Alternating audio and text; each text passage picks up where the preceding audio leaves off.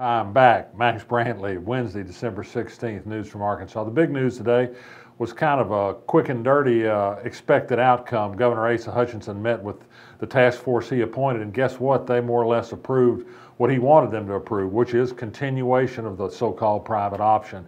That is, this is the Medicaid expansion allowed by Obamacare. You dare not use that word in association with the Republican governor's plan.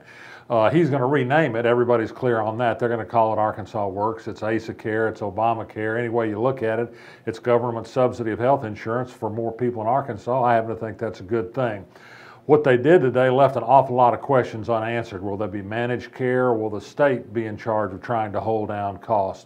The governor says he's going to cut $800 million just to say that he can, out of mental health care, out of nursing home care, out of dental services, out of a variety of other Medicaid programs. Don't need to do this, so we're going to make enough money off the federal government's infusion of cash to not need this extra money, but this is one of the things he thinks he needs to do to sell this to recalcitrant legislators. He's also going to attempt to get some waivers from the federal government to do things that they won't let him do, such as making people work in return for receiving health insurance benefits. So the big question is answered, but it was answered the way we knew it would be. He wants to keep the private option alive.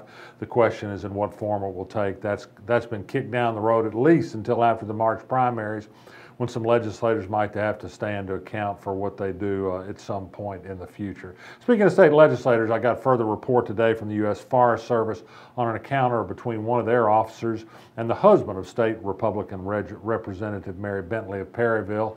He got a ticket for some rules violation of the Forest Service, including baiting for wildlife in a prohibited area.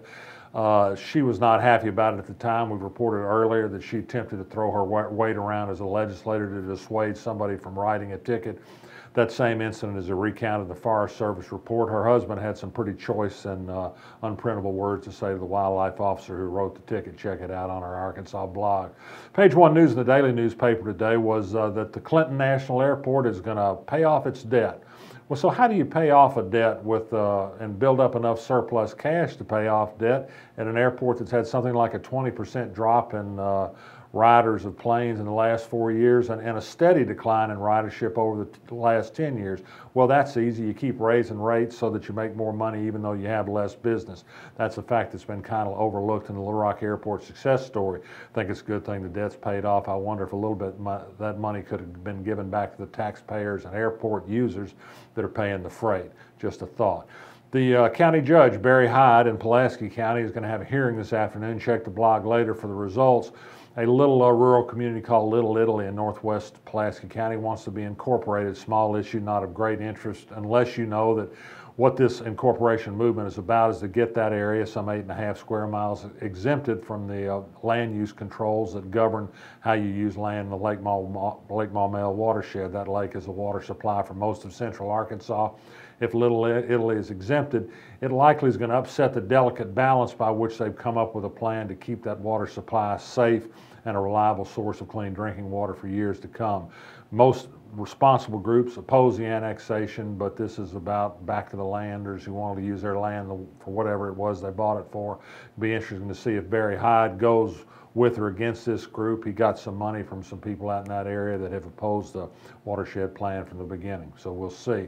When Judge Joseph Beckman, who stands accused of a long list of terrible charges in a judicial ethics investigation, trading community service to him in return for lighter sentences in his court, some sexual favors have been suggested, has filed a formal pleading today before the Ethics Commission denying any allegations of wrongdoing in any way whatsoever.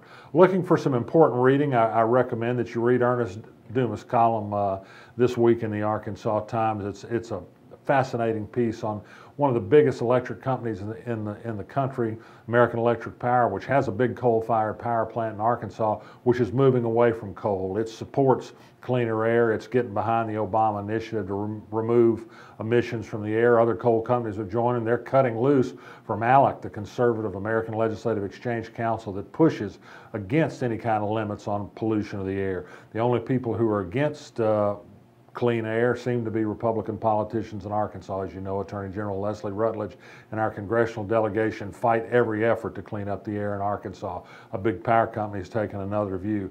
And finally, Mike Huckabee, he was on the undercard debate last night in Las Vegas on the bifurcated Republican presidential debate. Probably did okay, but his poll numbers still don't show much movement for him.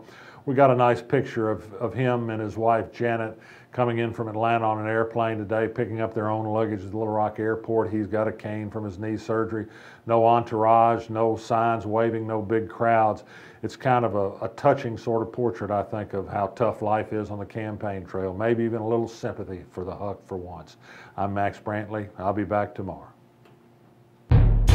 You feel it in your heart.